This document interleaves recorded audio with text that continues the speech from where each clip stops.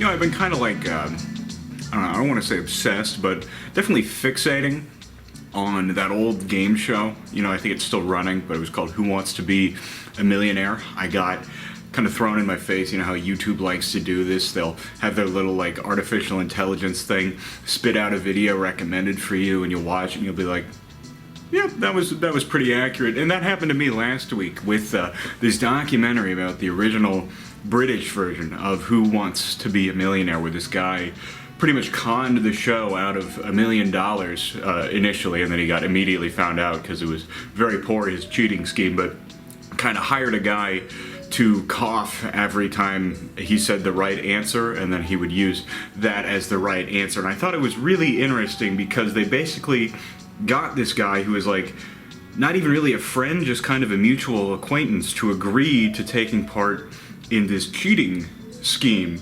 And then he won the $1 million, and that guy who was like the accomplice, he went up on stage next, and they didn't reciprocate it. They didn't go back into the audience. So this guy just got like hosed, and he went home with basically nothing. It was really kind of, it was just bizarre to think about.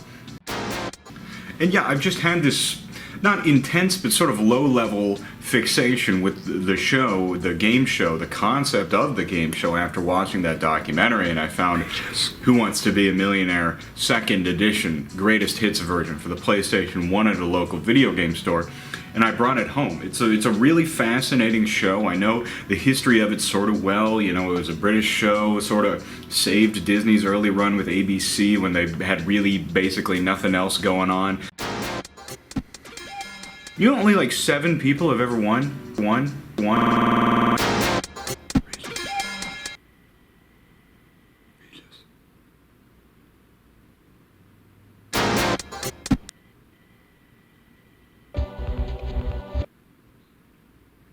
Who wants to be a millionaire?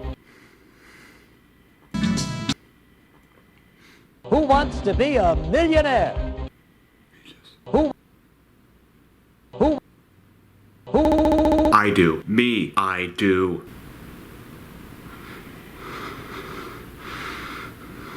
Who wants to be a millionaire? I want to be the millionaire. I was really struck by how bare bones this game was. It's Who Wants to Be a Millionaire second edition. I could understand this for the first edition, but there's not even like the fast fingers section. There's no atmospheric work, or at least very limited atmospheric work outside of the theme and the graphics and a few whip-arounds to the screens.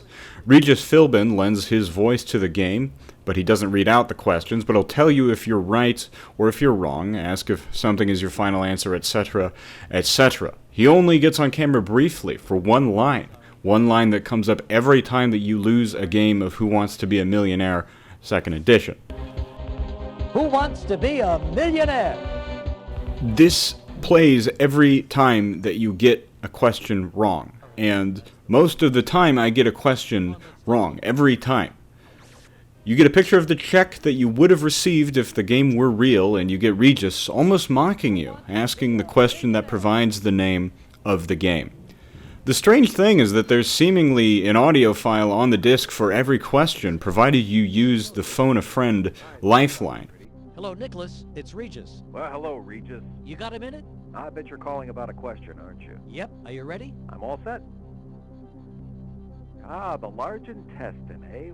That reminds me, I was once doing surgery on this guy who had this terrible fever, and I got to the large intestine, and it was just absolutely freezing. I mean, I touched it and went, brr, it's colon here.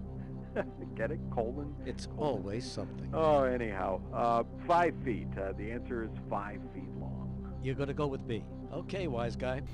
To get around the fact that while on the show it's the contestants whose friends are phoned and the PlayStation doesn't know my friends, and it never fucking will, Regis instead calls his friends. This makes it feel kind of wrong when they give you the incorrect answer. How did that go? 1 if by land, 2 if by sea? I'm pretty sure the British attacked by land, so I'll say 1. You say it's B. Hey, why is there one light in my neighbor's window? What's that? Do you hear a car? It's always something. Regis, I gotta run. Bye-bye. Oh, I guess my friend let you down. Gee, I'm very sorry. Because you know that the writers who created this mirage of a phone call had to know the correct answer. They had to. They put it into the game. But they purposefully faked an incorrect call to trick you, the player. How can I believe that this friend of Regis didn't know the answer when I know that their entire existence is contained on the same compact disc as every other question that's asked in the game? Something feels wrong about that. Who wants to be a millionaire? I really think the big thing, the final thing, the thing that really brings it home, and this is going to sound kind of dumb, I think it's the title. I think it's that question.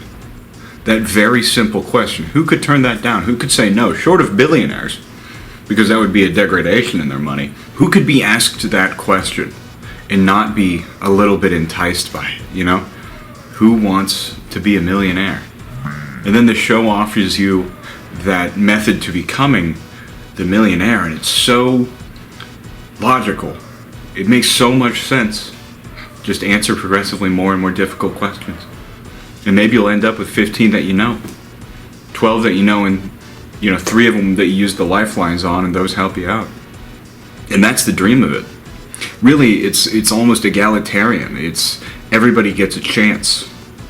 If you're in the right place at the right time and you can answer 15 questions right, you too can be the millionaire.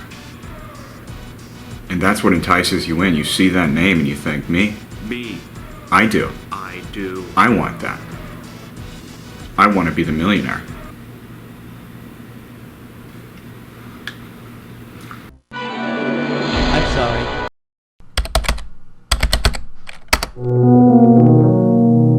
I predict we're going to have a good time.